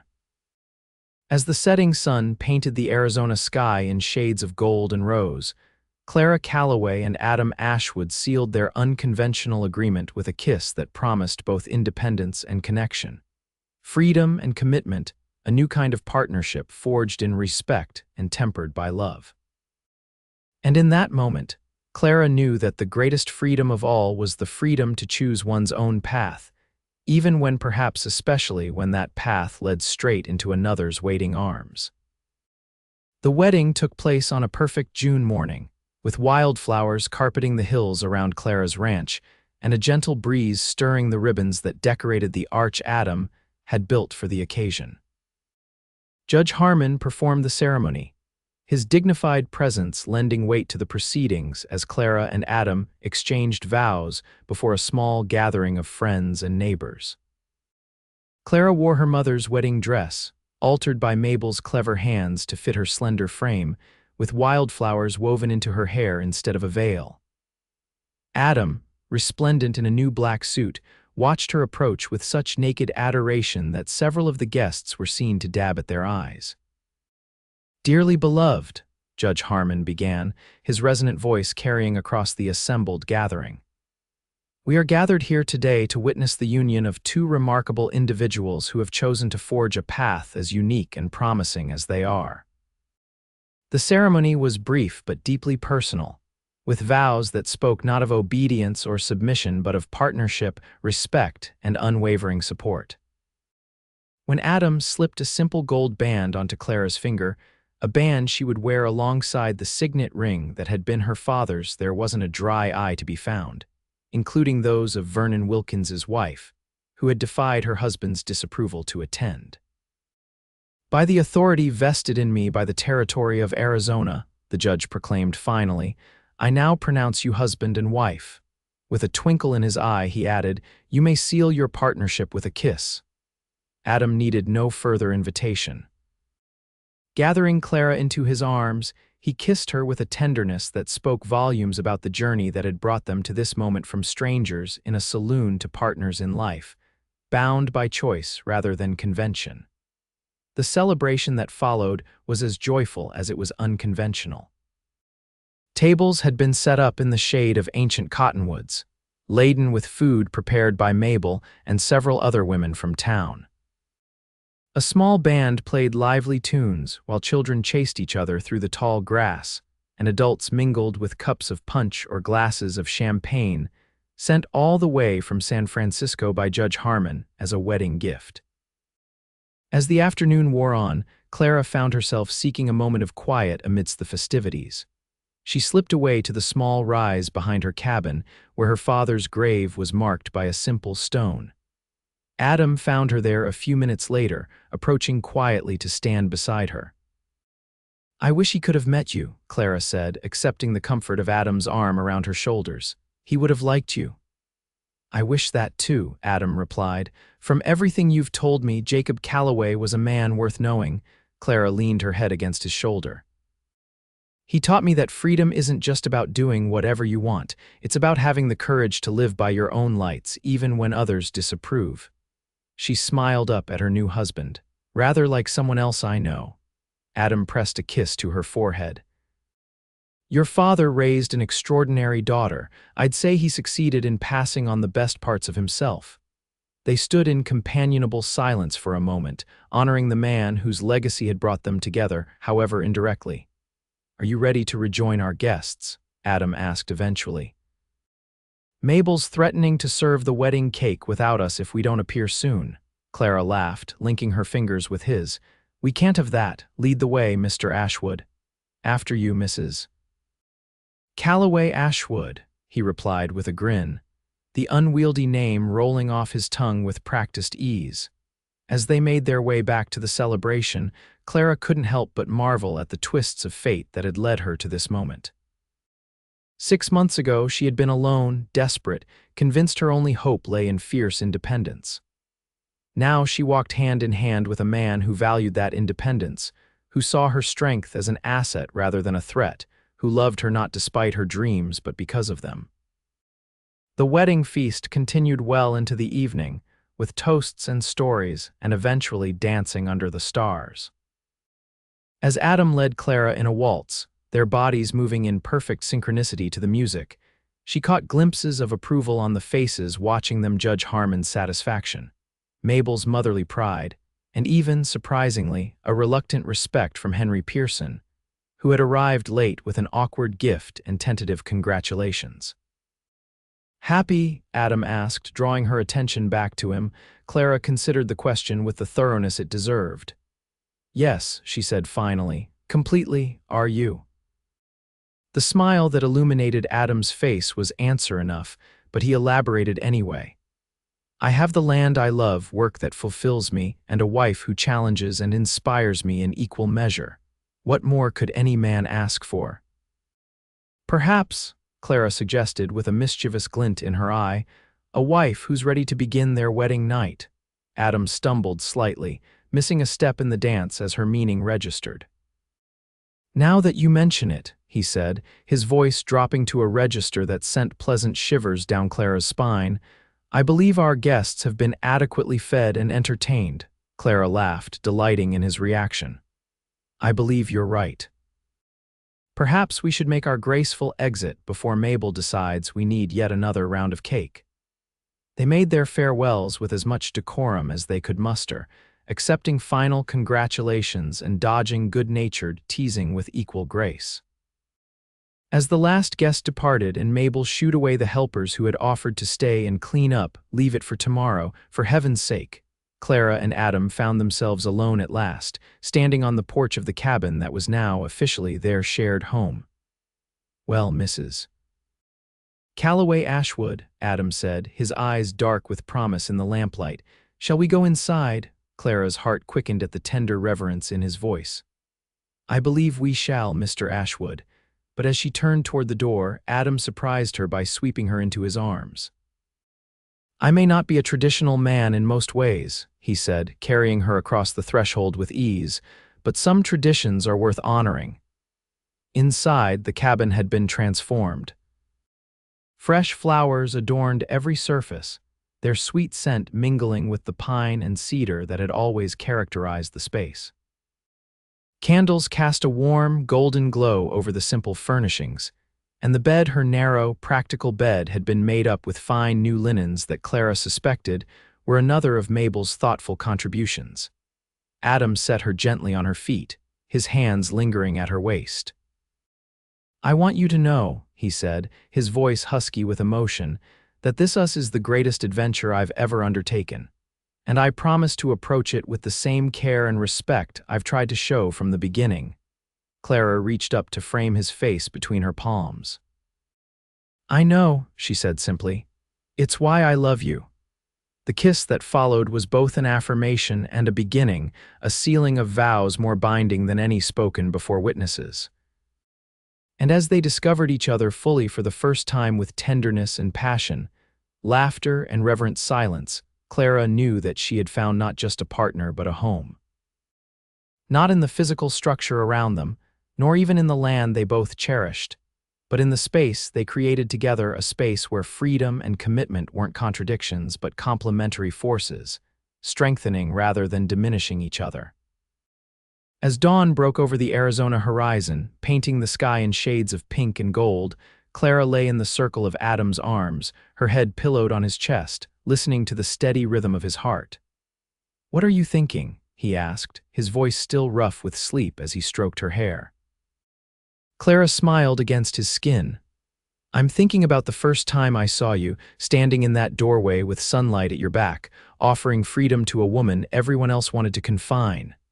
Adam's arms tightened around her. "Little did I know that woman would end up offering me the same gift in return." And as they drifted back to sleep in the early morning light, Clara Calloway Ashwood knew with bone-deep certainty that she had found what she had always been seeking, not just freedom from others' expectations, but freedom to become her fullest self, alongside a man who would walk with her every step of the way. 3 years later, Clara stood on the porch of the expanded cabin, watching as riders emerged from the dust of the connecting road that now linked her ranch seamlessly with Adam's larger spread. The spring roundup had been successful beyond their most optimistic projections, with calving rates higher than any in recent memory and cattle prices at the railroad holding steady. "They're back earlier than expected," observed Mabel, who had taken to dividing her time between the two homesteads since Clara and Adam's marriage had created what locals now referred to as the Double-A Ranch, separate on paper, but operated as a single, thriving enterprise. "Adam promised he'd be home for Emma's birthday no matter what," Clara replied, her eyes seeking the familiar figure of her husband among the approaching riders. As if conjured by her thoughts, Adam separated from the group and urged his horse into a canter, covering the remaining distance between them with eager haste. He dismounted in a fluid motion that still made Clara's heart skip, even after 3 years of marriage. "How are my girls?" he called, striding toward the porch with a smile that erased the weariness of 2 weeks on the trail. Before Clara could answer, the screen door burst open, and a small whirlwind with Adam's green eyes and Clara's chestnut hair flew past her. Papa, did you bring me a present?" "It's my birthday tomorrow, and I'm going to be 3, and Uncle Judge is coming, and Mama said I could wear my new boots." Adam swept his daughter into his arms, lifting her high before settling her against his chest. "Emma Calloway Ashwood, have you grown another foot since I've been gone? And yes, I might have a present or two in my saddlebags." Emma's delighted squeal brought smiles to all the adults' faces. Clara descended the porch steps to greet her husband properly, accepting his kiss with a warmth that hadn't diminished with the passing years. Successful drive, she asked as they walked together toward the house, Emma chattering happily from her perch in Adam's arms. Very, he confirmed. Prices were better than expected, and that new breeding stock is paying off already. How are things here? The south pasture fence is finally completed. The new well is producing even better than we hoped, and Clara paused, a secret smile playing at the corners of her mouth. I have some news of my own. Adam raised an eyebrow inquiringly, but Emma chose that moment to wriggle down from his arms and race back into the house, shouting for Mabel to come see that Papa was home. News, Adam prompted, drawing Clara close once they were momentarily alone. Clara placed her hand over her still flat stomach. Emma's going to have a brother or sister come winter. Joy and wonder transformed Adam's trail-weary face. Clara, he breathed, covering her hand with his own. That's wonderful. I thought so, she agreed, leaning up to kiss him again. Though it means I'll be limited in my duties for a while. Adam shook his head, amusement replacing some of the wonder. Only you would consider that the primary concern when sharing such news, Clara laughed. Well, it's a practical consideration. The double doesn't run itself, you know. No, Adam agreed, tucking a strand of hair behind her ear with tender fingers. But it runs remarkably well with both of us at the helm, even when one is temporarily occupied with creating the next generation of Calloway Ashwoods. The pride and love in his voice warmed Clara from within. Their partnership in business, in parenthood, in life had proven more rewarding than either could have imagined when they first tentatively proposed it. Come inside, she said, taking his hand. Mabel's been cooking all day in anticipation of your return, and Emma has approximately 17 new accomplishments to demonstrate for you before bedtime. As they entered the house that had grown and evolved along with their family, Clara felt the familiar sense of rightness that had become the foundation of her life. The freedom she had fought so fiercely to protect hadn't been diminished by sharing it with Adam, if anything. It had expanded, creating space for love and family alongside independence and purpose. That evening, after Emma had been tucked into bed with promises of birthday celebrations to come, Clara and Adam sat on the expanded porch, watching as stars emerged in the clear Arizona sky. His arm rested comfortably around her shoulders, her head leaned against him in the easy intimacy of long partnership. Do you ever think about that day in the saloon? Adam asked, his voice thoughtful in the gathering darkness. When Wilkins and the others were mocking you for wanting freedom. Clara smiled at the memory, now softened by time and perspective. Sometimes it seems like another lifetime. In some ways it was, Adam observed. We were different people then. Clara considered this. I'm not sure I was, she said finally. I still wanted the same things: independence, purpose, the right to determine my own path. I just didn't realize those things could coexist with love. Adam pressed a kiss to her temple.